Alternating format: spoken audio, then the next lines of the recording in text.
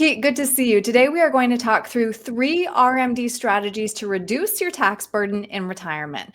Let's start at the tippy top. What are RMDs and how are they calculated?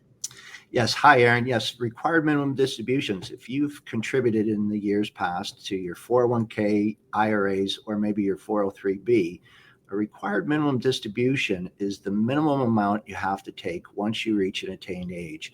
So, for example, if you were born from 1951 to 1959, you now have to begin your required minimums at age 73.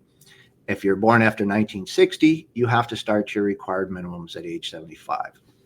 Now, what the IRS and the government is basically doing is we've enjoyed this tax-deferred growth and tax-free growth for all these years, and the government is basically saying, hey, if you're not taking out this tax-deferred money, we're going to have you take out a minimum going forward each year.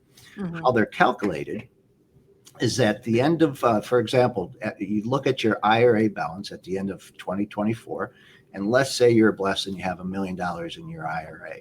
You apply a factor, which is 26.5%, which equals about 3%. So your first required minimum will be about 3% of your IRA 401k balances.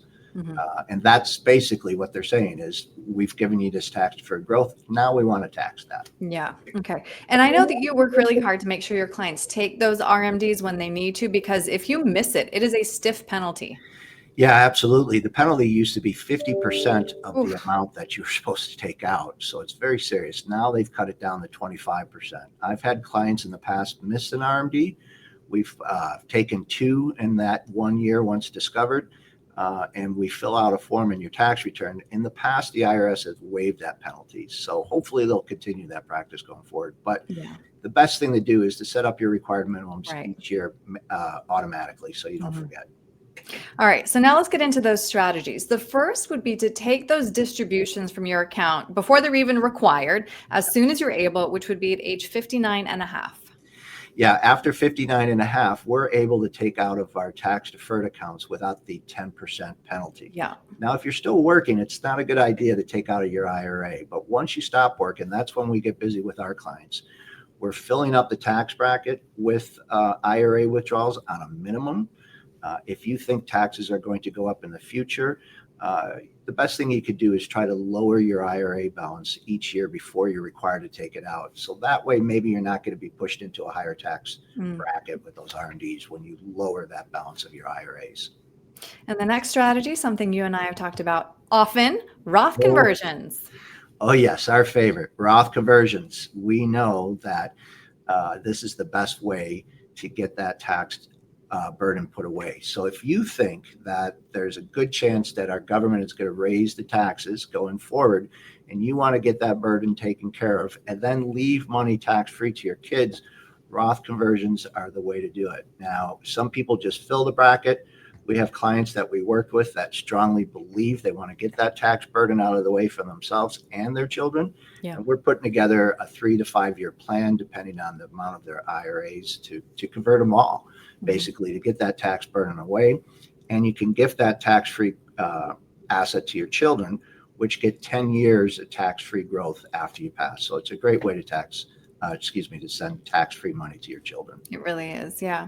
And then the last strategy is known as a qualified charitable distribution. I love this strategy. It's just a win-win for everyone. Can you explain how it works? Yeah, absolutely. Qualified charitable deduction is after you reach the age of 70 and a half, you can now give $108,000 each, if you're married, to a charity of your choice if they take qualified charitable deductions. Now, I don't have a lot of clients that are gifting $100,000 to their charity, but I do have clients that actively give to their place of worship. And instead of giving cash, which you would put on your Schedule A, we are giving your RMD or direct qualified distributions from your IRA direct to the charity, so that money never gets taxed. So the idea is to get the full standard deduction of $33,200 and lower your taxes by giving your RMD direct to that charity. It's a wonderful way to fund the charity and lower your tax burden. Right. Yeah, I like what you said. If you're putting money in the collection plate, there's a more tax efficient way to do it. Well Yeah, said. yeah. And then, Pete, just to circle back kind of to something we've talked about before, a lot of people assume they're going to be in a lower tax bracket when they retire, but Mhm. that's just not often the case. No, it really isn't. If you look at your taxable income, I have a saying: if you're paying taxes, you're doing something right. So if your burden is getting up or excuse me, when you're retired and you have more taxable income than you're expecting, you're Mm, going to be stuck in that tax bracket. So anything you can do to lower those IRA balances prior to your RMDs is a good deal. right. And it all comes back to proactive planning. So, Pete, if somebody wants to talk through any of these strategies with you, what's the best way to reach you? Absolutely. Our phone number is 847-499-3342.